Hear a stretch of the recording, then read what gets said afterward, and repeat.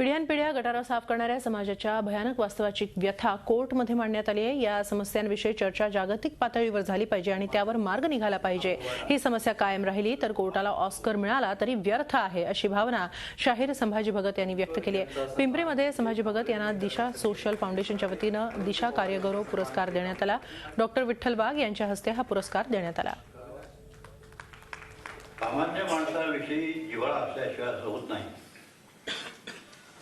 नुसती प्रतिभा असून आणि आवाज असून चालत नाही। त्याला लोकांविषयी जो कळवा असतो, तळमळ असते, जिव्हाळा असतो, आत्मीयता असतं, प्रेम असतं, त्याची संगत जर लाभली तर त्यातून एखादा संभाजी तयार होतो।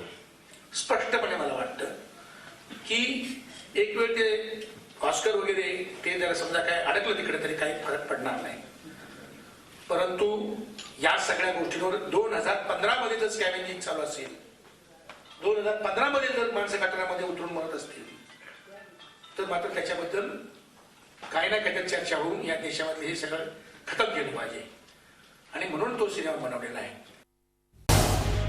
झी 24 तास रहा एक पाऊल पुढे।